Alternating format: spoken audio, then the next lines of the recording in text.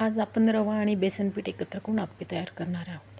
त्यासाठी लागणारे पदार्थ: कांदा, टॅमॅटो, हिरवी मिरची,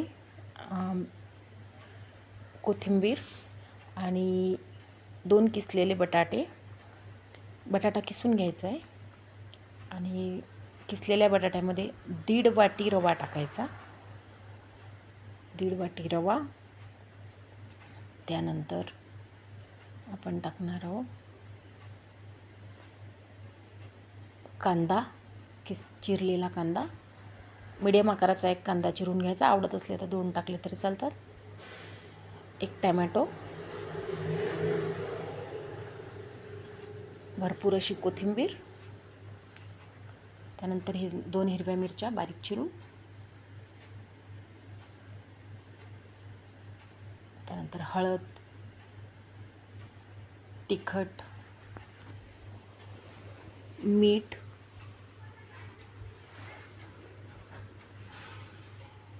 हे सर्व घालून एकत्र करायचे. त्यानंतर त्यामध्ये घालायचे 1 वाटी बेसन पीठ.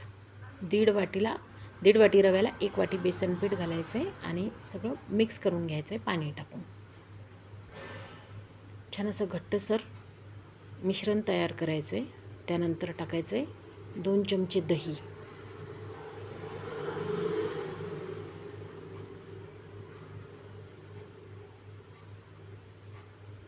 दही घातल्यानंतर आलं लसणाची पेस्ट टाकायची आहे थोडी आणि हे मिक्स करायचं. त्यानंतर 4 ते 5 चमचे शेंगदाण्याचं कूट किंवा अख्खे शेंगदाणे घेतले तरी चालतात. शेंगदाणे अख्खे नसल्यामुळे कूट तयार असताना मी या कूटाचीच चटणी करते.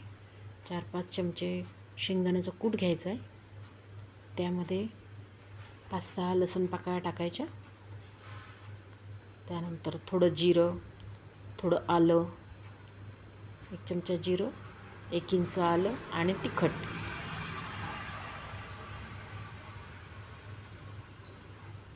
तिखट, मीठ, कोथिंबीर सर्व टाकून आलं टाकायचं थोडं आणि हे चटणी करून घ्यायची बारीक. त्यानंतर आपल्याला आता आप्पे तयार करायचे. तिकडे पात्र गरम करायला ठेवायचं गॅसवरती आणि एकदम करायच्या वेळेला 1 चमचा इनो टाकायचा आणि त्यावर थोडं पाणी टाकून त्याला चांगलं फेटायचं आणि आप्पे पात्रामध्ये आप्पे टाकायला सुरुवात करायची. बस 10 मिनटं झाकून ठेवायचे आप्पे. 10 मिनटांनी कमी फ्लेमवरती आणि नंतर थोडंसं उलटपलट करून 10 मिनटात आपले आप्पे आणि चटणी तयार होईल. खूप मऊ लुसलुशीत आप्पे तयार होतात.